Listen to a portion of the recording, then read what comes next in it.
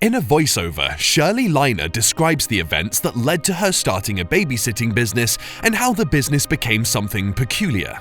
A few months ago, Shirley is at school listening to her teacher while the other students mess around. She has two close friends, Melissa and Brenda. That evening, Shirley is revealed to have an obsession with wanting everything to be perfect. The SATs are approaching, so Shirley spends most of her time studying for the tests. She's worried that her parents cannot afford the hefty fees needed for college, so she babysits regularly. Shortly after, a middle-aged man, Michael Beltran, arrives to pick Shirley up as she will be babysitting his sons. Shirley's demeanor towards Michael shows that she has a crush on him. The two drive to Michael's house, where Michael's wife, Gail, informs Shirley of her duties.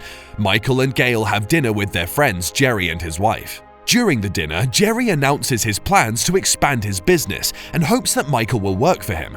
After dinner, Michael expresses his desire to take Jerry's offer, as this will be a huge step forward for him. However, Gail feels Michael is at the top of his career, so he shouldn't take on more responsibilities. Wanting to salvage the moment, Michael asks Gail to investigate an abandoned train yard behind the restaurant, but Gail wants to go home to her kids. Gail tells Michael to take Shirley home and pay her when they get home.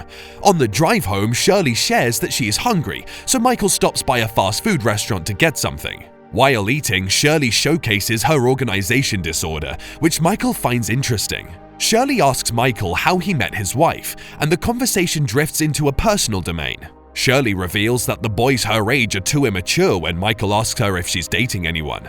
Before dropping Shirley home, Michael invites her to see the abandoned train yard, and Shirley agrees. Their tour is stopped short when a police officer arrives, causing the two to hide in a tiny opening. The attraction they both feel towards each other causes them to share a kiss. Michael feels very guilty about it afterwards, and he apologizes to Shirley. He drops her home and gives her some extra money to cover up his shame. Shirley keeps thinking about Michael for the next few days since he was her first kiss. Michael finds himself having some sleepless nights elsewhere as his mind drifts off to Shirley. A few days later, Shirley is at a restaurant with Brenda and Melissa when Gail approaches her and asks that she babysit for them again. Shirley locks eyes with Michael, who is also at the restaurant, and agrees. After babysitting the kids, Michael goes to drop Shirley off.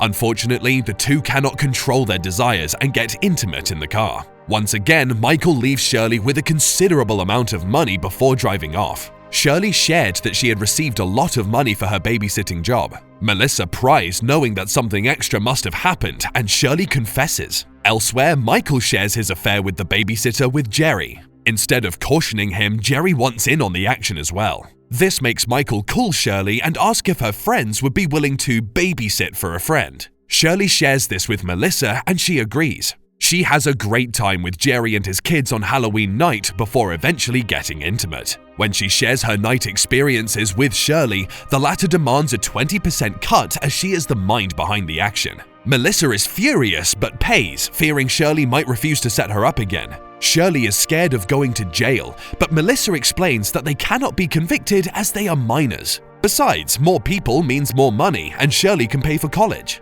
A while later, Shirley receives word that two of Jerry's friends want in on the babysitting action. Shirley shares this with Melissa, who suggests that they recruit Brenda. Brenda agrees to babysit, and after her work is done, Brenda is driven to a remote area by the client, Mark. Mark starts getting frisky with her, and Brenda is very agitated. Mark quickly apologizes, realizing that Shirley hadn't told Brenda the true extent of the babysitting gig. Brenda starts crying as her self-esteem issues catch up, and Mark comforts her, claiming she is gorgeous. Consequently, Brenda is so moved by the kind words that she agrees to get intimate with the older man. Shirley and Melissa meet up with Brenda, who admits she was furious for being set up, but now she's all in. Michael continues to sneak into Shirley's room to get intimate while leaving some money behind as payment. One day, Michael and Gail are having dinner with his boss and wife. The women go to the kitchen, and Michael's boss reprimands him for underperforming, claiming that something is distracting him. When the wives return, they share that they have the same babysitters and even show Michael a business card that Shirley had created to bring in more clients. Michael is devastated to learn that Shirley is seeing other men. He confronts her about this, wanting her to be his exclusively. However, Shirley shares that the business idea originated from him the day that he took her virginity and paid her for it. She promises to stick with Michael only if he will up his fees, and the latter agrees. Brenda shares her babysitting gig with her younger, aggressive, promiscuous stepsister Nadine. Nadine wants in, so Brenda arranges a job for her without telling Shirley. Shirley soon finds out and demands her 20% cut before reprimanding the girls for going behind her back. However, Nadine is unwilling to pay her cut, so she starts her operation behind Shirley's back. Shirley's customers decrease, causing her to suspect something is happening. She asks Brenda to search Nadine's room for evidence that she's stepping out, but Brenda claims to find nothing. It turns out that she is in cahoots with Nadine. Shirley, Melissa, and Michael break into the school to search Nadine's locker but find nothing. Seeing that the break-in might be discovered, Melissa and Shirley vandalize the school while Michael keeps watch. The following day, the students are shocked to find the school vandalized.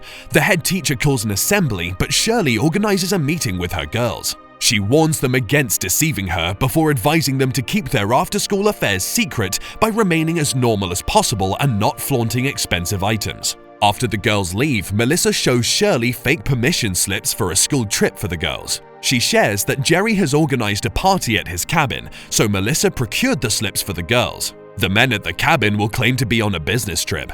The party at the cabin gets wild when Jerry distributes some drugs. Mark finds Brenda in the bathroom.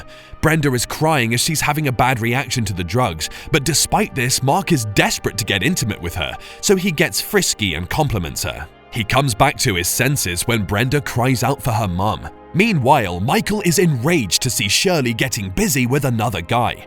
Shirley approaches and seduces him, making him forget what he saw. Later, Brenda is so traumatized by the events at the party that she decides to quit. Shirley accepts her resignation, but Melissa fears that Brenda will squeal. She organizes for some middle-aged guys to beat up Brenda's brother and warn him to keep her sister quiet. Shirley finds out about the assault and warns Melissa against causing trouble or drawing unwanted attention to themselves. Michael has an argument with his wife about a demotion he suffered at work. Gail is upset and Michael feels he can never be enough for her. Consequently, he seeks out Shirley and they go to the train yard.